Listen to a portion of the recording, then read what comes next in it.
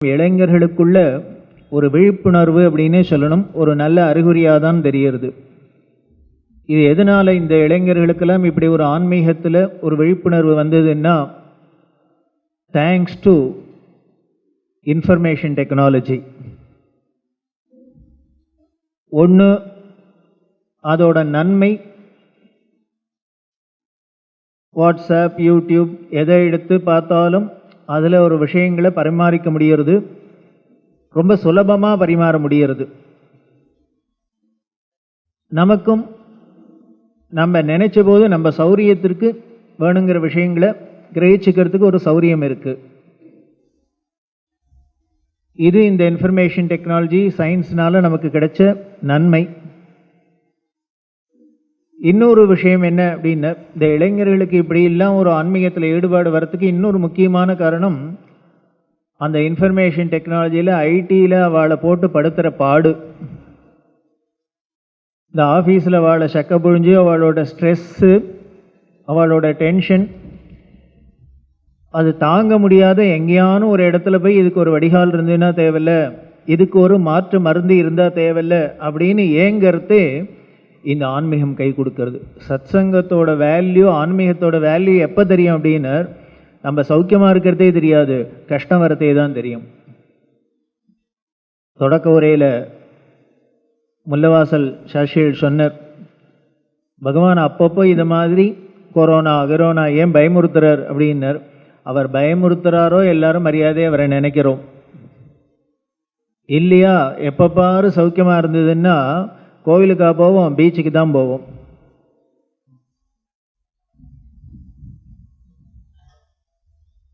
சாஸ்திரமே சொல்றது, இது மாதிரி உட்பாதங்கள்லாம் வரது எதுக்காக அப்படின்னு, ஒரு கஷ்டங்கள் வரது எதுக்காக பகவானை நினைக்கிறதுக்கு.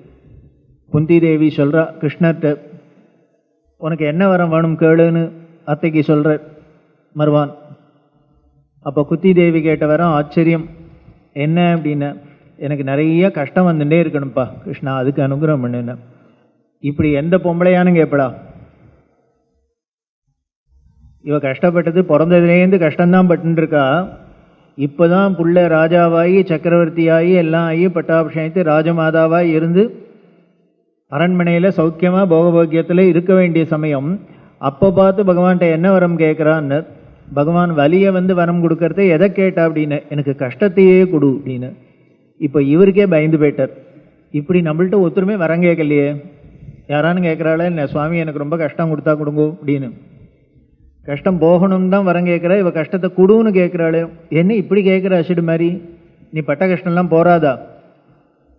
இதுக்கு மேலே ஒரு பெண்ணால் கஷ்டப்பட முடியாதுன்னு பட்டிருக்க, ஏன் இப்படி கேட்குற? அது குந்தி தேவிஸ்வரா, அப்படி அத்தனை கஷ்டப்படுறதுங்கிறதுக்கு தானே நீ எங்கள் கூடவே இருந்த.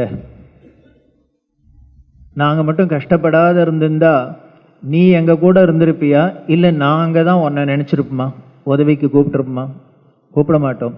அதனால் இந்த கஷ்டம் பட்டத்தினால என்ன கண்ட லாபம்னு, உன்னை எப்போதும் நினைக்கிறாப்புல இருந்தது, உன்னை உதவிக்கு கூப்பிட்றாப்புல இருந்தது, நீனும் ஓடி எங்கள் கூடவே இருந்த. இதை விடவா எங்களுக்கு வேணும்? எத்தனை கஷ்டப்பட்டா என்ன, நீ ஒருத்தன் கூட இருந்ததுனால உன்னை நினச்சதுனால அத்தனையும் போயிடுத்தே, இப்போ இருந்த இடம் தெரியாது போயிடுத்தே. உன்னை நினைக்காதவாள்லாம் என்ன, நீ இருந்த இடம் தெரியாது போயிட்டாளே.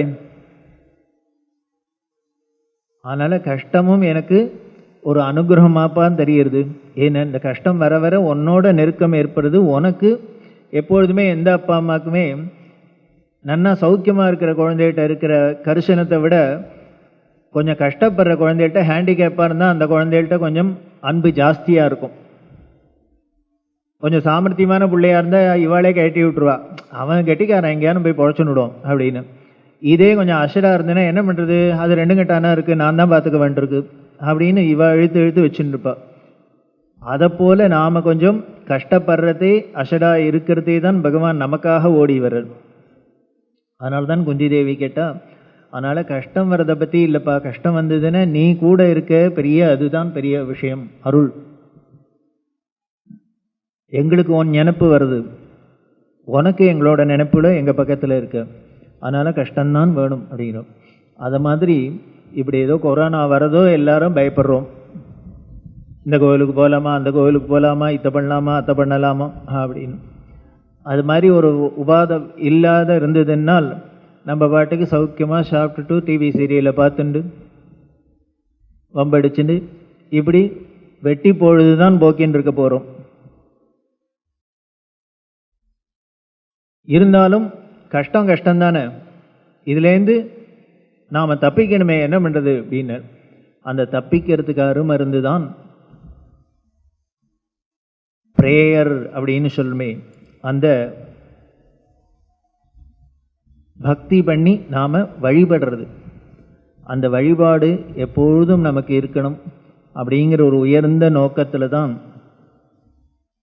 திருமயிலை இறையன்பர் திருச்சபை அப்படின்னு மயிலை பக்த ஜன சபை அப்படின்னு பெரிய மகான்கள்லாம் நமக்கு ஏற்படுத்தி கொடுத்து, அது ஒரு வருஷம் இல்லை 2 வருஷம் இல்லை 47 வருஷமாக அது உருண்டோடி 48வது வருஷம் ஆண்டு விழாவிலையும் இருக்கும். அப்படின்னால் நமக்கு அந்த இறை உணர்வு எப்பொழுதும் இருக்கணும்.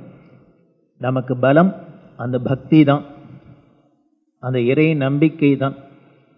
இது நாஸ்திகர்கள்லாம் நம்மளோட வீக்னஸாக சொல்கிறா, இது ஒரு அறியாமையாக சொல்கிறா, முட்டாளுங்கிறா, காட்டுமிராண்டிங்கிறா, என்னெல்லாமோ சொல்கிறா. மணிவாச்சக பெருமான் சொல்கிற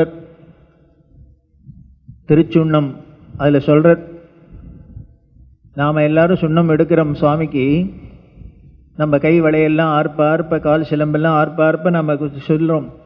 ஆனால் நம்மளை பார்த்து சில பேர் பரியாசம் பண்ணுறா, இதுகள்லாம் வேலை வெட்டி இல்லாத, இது இப்போ சுவாமிக்கு இவா கூடமே பொடி அடித்து கொடுத்து குளிச்சு தான் கபாலி நீட்டாக இருக்க போகிறாரா, இதுகள் ஏதோ வேலை மெனக்கட்டு பண்ணின்னு இருக்கு அப்படின்னு அவெல்லாம் பரியாசம் பண்ணுறா. அந்த பரியாசம் பண்ணுறவாளை பார்த்து நம்ம திருப்பி பரியாசம் பண்ணிட்டு இடிப்போங்கிறா. எங்களுக்கெல்லாம் இந்த பாக்கியம் கிடைச்சிருக்கு, உனக்கு கிடைக்கலையே, எங்களுக்கு இப்படி ஒரு பாக்கியம் கிடைச்சிருக்கு, அருள் கிடைச்சிருக்கு, உனக்கு அருள் கிடைக்கலையேன்னு நாம் அவர்களை திருப்பி பரியாசம் பண்ணுவோம். இதில் மெசேஜ் என்ன அப்படின்னா, ஏன் மாணிக்கவாசகர் இதை சொல்லணும்? பக்தி பண்ணுறவர்களை பார்த்து பக்தி பண்ணாதவர்கள் ஏளனம் பண்ணுறார் அப்படின்னா, நாம ஏன் திருப்பி ஏளனம் பண்ணும் அப்படின்னா, போட்டிக்கு போட்டியா இல்லை, இது அவர்களையும் ஏளனம் பண்ணுறார் அப்படின்னா அவர்களுக்கு கிடைக்கலையேங்கிற குறையில பண்ணுறது தான். ஐயோ நமக்கு இப்படி பாக்கியம் கிடைக்காத இருக்குது, நம்ம யாருக்கான ஏதானு ஒன்று கிடைச்சி கொடுத்தோம்னா அவர் ஏதோ புண்ணியம் பண்ணிட்டு கிடைச்சது போயிட்டோமே, அவர் பாட்டுக்கு வாங்கி வச்சுக்க போகிறார். ஏதானு நம்ம வீட்டில் ஏதானு குறைய போகிறதா, இல்லை நம்மளோடது எடுத்துட்டாரா அவர், இல்லை நமக்கு ஏன் நமக்கு அவர் மேலே ஒரு வெறுப்பு வருது, கோபம் வருதுன்னு, அது நமக்கு கிடைக்கலையேங்கிற ஆதங்கம் தாபம். அதை போல் நாஸ்திகர்களும் ஏன் பிரயாசம் பண்ணுறான்னு, இவனெல்லாம் இப்படி ஆஸ்திகனாக பிறந்து ஒரு நல்ல பெரியவருக்கு சிஷ்யராக போய் இவாளெல்லாம் பொழைச்சுட்டாலே நமக்கு அது முடியாது போயிடுத்து, வேற ஒரு பெரியவர்கிட்ட போய் மாட்டின்னு விட்டோமேன்னு அவளுக்கு வருத்தமாக இருக்கலாம்.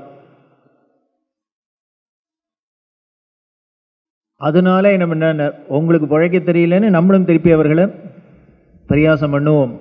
ஆனால் பண்ணுறதுனால அவர்கள் பரியாசம் பண்ணால் நம்மளோட வேலையை விடக்கூடாது, நாம் பண்ணுறத நன்னாவே பண்ணணும் அப்படின்னு. அந்த பக்தி பண்ணுறதே நாம் ஆன்மீகவாதிகளாக இருக்கிறதே வெக்கப்பட தேவையில்லைங்கிறதான் மணிவாசகர் நமக்கு சொல்லித்தர ஒரு உபதேசம். நம்ம எதுக்கு வெக்கப்படணும்? அதுவும் குறிப்பாக நமது இந்து மதத்தில் தான் நம்மளோட மதத்தோட சின்னங்களை நாம் வெளிப்படுத்திக்கிறதுலையோ இல்லை நம்மளை ஒரு மதவாதின்னு காமிச்சிக்கிறதுலையோ வெக்கப்படுறதா சங்கோஜப்படுறதா இருக்குது. வேறு எந்த மதத்தை சேர்ந்தவர்களுக்கும் இல்லை. இன்னும் சொல்லப்போனால் அவர்கள் அப்படி உறுதியோடு இருக்கிறதுனாலேயே சட்டத்திட்டம் முதற்கொண்டு அவர்களுக்கு சாதகமாக போடுறாப்புல இருக்குது. நாம் இப்படி பயப்படுறதுனால தான் நமக்கு சட்டத்திட்டத்திலேருந்து நமக்கு பாதகமாக இருக்குது. அதனால் ஆன்மீக விஷயத்தில் நாம் யாருக்கும் பயப்படவே தேவையில்லை. நம்மளை நாம இருந்து காமிக்கிறதுல ஒன்றும் கௌரவ குறைச்சல் இல்லை. அதனால் தைரியமாகவே நாம் நம்மளோட பக்தியோ நம்ம ஆன்மீகத்தையோ வெளியில் காமிச்சிக்கலாம். அது எங்கேயா இருந்தாலும் சரி, வீதியிலையா இருந்தாலும் சரி, வீட்டிலையா இருந்தாலும் சரி, அலுவலகமாக இருந்தாலும் சரி, எங்கே இருந்தாலும் நாம் நம்மளோட இந்த இறை உணர்வை காமிச்சிக்கிறதுல ஒரு தப்பும் இல்லை. இதைத்தான் காஞ்சி மகா பெரியவர் வலியுறுத்தினர். 100 வருஷம் அவர் என்ன சொல்லி கொடுத்தார் அப்படின்னு முல்லவாசல் சொன்னாரே, யாரோ வீட்டில் சந்தியாவந்தனம் பண்ணியிருந்தா இவ மடத்துக்கு பெரிய கைங்கரியம் பண்ணுறா, யாரோ கோவிலுக்கு போனால் இவெல்லாம் மடத்துக்கு பெரிய கைங்கரியம் பண்ணுறா அப்படின்னு. ஏதோ நான் கபாலி கோவில் போகிறதுக்கும் காஞ்சி மடத்துக்குள்ள என்ன லாபம்? நான் போகாத இருந்தால் அவளுக்கு ஏதாவது நஷ்டமா, நான் போனதுனால அவர்களுக்கு ஞாபகமா, நான் சந்தியாவந்தனம் பண்ணினதுனால ஏதான மடத்துக்கு ஏதான 1000 ரூபா தனம் வருதா, நான் பண்ணாத விட்டதுனால அவர்களுக்கு நஷ்டம் ஏற்பட்டுருத்தா? ஆனால் ஏன் இதை பண்ணுறதுனால அவர்கள் தங்களோட மத அனுஷ்டானங்களை பண்ணுறதுனால மடத்துக்கு கைங்கரியம், மடத்துக்கு ஒரு சேவை செய்யறதா நினைச்சார் அப்படின்னா, மடம்ங்கிறது எதுக்காக இருக்குன்னர், இப்படி மக்களை இந்த நல்ல வழியில் ஆன்மீக வழியில் திருப்பறத்துக்குத்தான் மடம் இருக்குன்னு இதுலேருந்து நமக்கு தெரியுது. ஏதோ அவள் பாட்டுக்கு பூஜை பண்ணிட்டு இருக்கா, அவள் பாட்டுக்கு போயின்னு இருக்கா வந்துட்டு இருக்கா அப்படிங்கிறது இல்லை. அவர்களோட கடமை என்ன?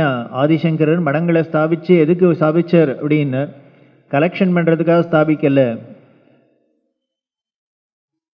4 திக்கிலையும் 4 ஆம்நாய பீடங்களை ஸ்தாபிதம் பண்ணானா என்ன அப்படின்னார், 4 திக்கில் உள்ள பக்தர்கள் கூட்டமும் நல்ல வழியில் போயின்னு இருக்காளா, தர்ம வழியில் போயின்னு இருக்காளான்னு கண்காணிக்கிற வேலை தான் அவர்களுக்கு. அப்படி போகலைன்னா என்ன அப்படின்னா அந்த பாவம் முழுக்கலும் அவர்களை போய் சேரும். சாஸ்திரம் சொல்றது சிஷ்ய பாபம் குரும் பிரஜேத். சில பேர் பண்ற பாவம் யாரை போய் சேரும் அப்படின்னு நமது நீதி நூல் சொல்றது. ராஜா ராஷ்டிரகிருதம் பாபம் அப்படின்னு, ராஜாவுக்கு என்ன பாவம் போய் சேரும், நாட்டில் உள்ள ஜனங்கள்லாம் பண்ற பாபம் முழுக்கலும் அரசனை போய் சேரும். ஏன் சார், நான் எங்கேயோ வீட்டில் ஏதோ தப்பு பண்ணினா ஏன் ராஜாவை பாட்டுக்கு அவர் டெல்லியில் உட்காந்துருக்கார், அவர்கிட்ட போவானேன்னார். ராஜாவுக்கு பேர் காவலன்னு ஒரு பேர். காவலன்னாலே என்ன, வாட்ச்மேன். நம்ம மெனக்கெட்டு ஃப்ளாட்டில் ஒன்றும் திருட்டு போயிடக்கூடாது அப்படின்னுட்டு ஒரு வாட்ச்மேனை சம்பளம் கொடுத்து காவல் காக்கிறதுக்கு ராத்திரி போட்டோம் அப்படின்னா, வீட்டில் அதை தாண்டி யாரோ திருடிட்டான்னா முதல்ல யாரை போய் கோச்சு போனார், வாட்ச்மேனை தான் போய் பார்ப்போம். ஏன்னு, இவன் தூங்கினதுனால தான் அந்த ஆள் உள்ள நுழைய முடிஞ்சது, சூறையாட முடிஞ்சது. இவர் விழிப்போட இவரோட டியூட்டி பார்த்துருந்தாருன்னா அவன் உள்ள வந்திருப்பனா, நஷ்டம் ஏற்பட்டிருக்குமா? ஏற்படாது. அதை போல காவலன்கிற ராஜா எதுக்கு இருக்கார் அப்படின்னர், நாட்டு மக்கள்லாம் நல்ல வழியில போராளான்னு காவல் காக்கிறதான் அவனோட வேலை. அப்படி போகலைன்னா என்ன பண்ணுற, அவர்களுக்கு அப்போ நீதி சாஸ்திரம் என்ன கொடுக்கறது, அவளை அடிச்சு உதச்சான்னு போக வைங்கிறது. தண்ட நீதி அப்படின்னு தண்டனை கொடுக்கறதே நமது சாஸ்திரம் என்ன சொல்லி நீதியாக தான் சொல்லியிருக்கு. தண்டிக்கிறது அப்படின்னா தூக்கு தண்டனை கொடுக்குறோம் அப்படின்னா, சாதாரணமாக எவனையான கொன்னா கொலை குத்தம், கொலைங்கிற பாபம் வரும். இனிமேல் கோர்ட்டில் இருந்து நீதிபதி தூக்கு தண்டனை கொடுக்குறார் அப்படின்னா அவருக்கு இனிமேல் கொன்ன பாவமாக வரும்? வராது. ஏன், அயோக்கியத்தனம் பண்ணினா அவனை தானே கொன்றோம், நல்லவனை கொல்லலையே, சாதுக்களை கொல்லலையே, சும்மா இருக்கிறவாளை கொல்லலையே. நீ ஒருத்தருக்கு கெடுதல் பண்ணினா அதனால அதுக்கு உண்டான பலன். அந்த நீதி சாஸ்திரம் அதனால என்ன பண்ண, சாமதான பேத தண்டம் அப்படின்னு எந்த விதத்திலேயானும் ஜனங்களை நீ நல்வழிப்படுத்த வேண்டியது ராஜாவோட கடமை.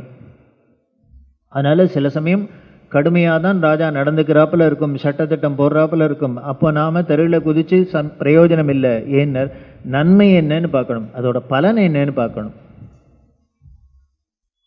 அல்டிமேட்டா ராஜாக்கு என்ன அப்படின்னர், ஜனங்கள் நல்ல வழியில் இருக்கணும், நல்லவர்களாக இருக்கணும். அப்படி நல்லவர்களாக இருந்து நல்ல வழியில் போய் நன்மை செய்யலை அப்படின்னால் அவர்கள் கெடுதலான வழிக்கு போய் தவறு செஞ்சாக்க அந்த செஞ்ச பாவம் முழுக்கலும் யாரை போய் சேரும்னர், கடைசியாக ராஜாவை போய் சேரும். காரணம் என்னன்னர், அவர்கள் தப்பு செய்யாத நீ பார்த்துக்கல, நீ உன் கடமையை தவறிட்ட, அதனால அனுபவி. ராஜா ராஷ்டிரகிருதம் பாபம் அப்படின்னு. அதே மாதிரி மனைவி செய்யற பாவம் கணவனை போய் சேருமா. நீதி சாஸ்திரத்தெல்லாம் படிச்சா பயமாவே தான் இருக்கு. மனைவி செய்யற பாவம் ஏன் கணவனை போய் சேரணும்? காரணம் என்னன்னு, இந்த மனைவிக்கு காவலன் கணவன். விவாகத்திலேயே கன்னிகாதானம் பண்றதே என்ன மந்திரம் சொல்லி கொடுக்கப்படுகிறது, இதைத்தான் சொல்லி கொடுக்கப்படுறது. இந்த பெண்ணை பெத்த அப்பா என்ன சொல்றார் அப்படின்னர், இந்த பொண்ணை இனிமே உங்ககிட்ட ஒப்படைக்கிறேன், இந்த பொண்ணோட பார்த்துக்க வேண்டியது இனிமே அவ ஆயுசு முழுக்கலும் உன்னோட பொறுப்பு. மற்ற தானங்கள்லாம் பண்றதே மட்டும் தானம் கொடுத்துட்டோம்னா அதுக்கப்புறம் அந்த தானம் கொடுத்த சாமான மேல நமக்கு ரைட்ஸ் கிடையாது. கோதானம் பண்றோம், பூதானம் பண்றோம், ஸ்வர்ணதானம் பண்றோம், ஏதோ தானம்லாம் பண்றோம். பண்ணினோம்னா இதன்ன மம அப்படின்னு இன்னுமே எனக்கு இதில் சம்பந்தம் இல்லை, என்னோடது இல்லை அப்படின்னு தான் கொடுக்கறது. ஆனால் இந்த கன்னிகாதானம் பண்ணுறதை மட்டும் அப்பா என்ன சொல்கிறார்னர், என்னோடது இல்லை அப்படின்னு தானம் பண்ணல. இன்னுமே இந்த பொண்ணு என்னோடது இல்லை, எனக்கு ரைட்ஸ் இல்லைன்னு பண்ணல. அங்கே மட்டும் மந்திரம் ஜாகிரதையாக சொல்லுது, பிரதிபாதையாமி அப்படின்னாக்க ஈக்குவல் ரைட்ஸ் உண்டுன்னு அர்த்தம். ஐயோ, நமது சாஸ்திரத்தை போல இனிமேல் ஃபுல் ப்ரூஃபாக பார்த்து நம்ம ரிஷிகள் பண்ணினாப்பில் இனிமேல் ஒருத்தரையும் சிந்தனை கூட பண்ண முடியாது மற்ற மதத்தில் யாராலையும். இந்த ஒரு தானத்தில் மட்டும் என்ன பண்ணானே, இனிமேல் நான் பொண்ணை கொடுத்துட்டேன், இனிமேல் மாப்பிள்ளை சொல்லப்படாது, ஐயோ என்கிட்ட தானம் பண்ணிட்டியோல இனிமேல் இங்கே வரப்படாது, நான் என்ன பண்ணாலும் நீ கேட்கப்படாதுன்னு சொல்லப்படாது, ஏன் மந்திரத்தை ஒழுங்காக கவனிடான்னு சொல்லணும். பிரதிபாதையாமி, உனக்கு என்ன ரைட்ஸ் உண்டோ அந்த பொண்ணு மேலே எனக்கும் ரைட்ஸ் உண்டு. நீ ஏதானும் அவளை கண்களுங்கிறாப்புல பண்ணேன்னா நான் வருவேன், கேட்பேன்.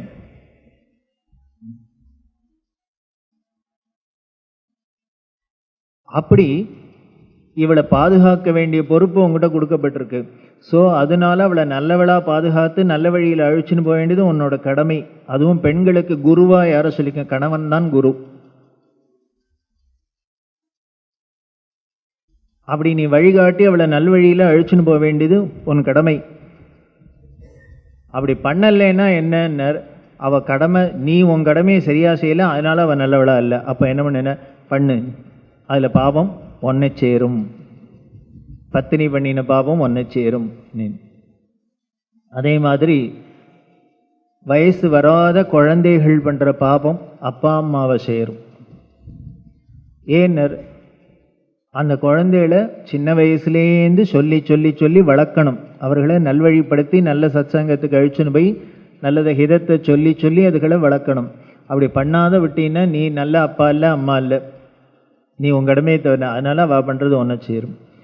அதை போல நீதி சாஸ்திரம் சொல்றது, சிஷ்ய பாபம் குரும் ரஜேத்.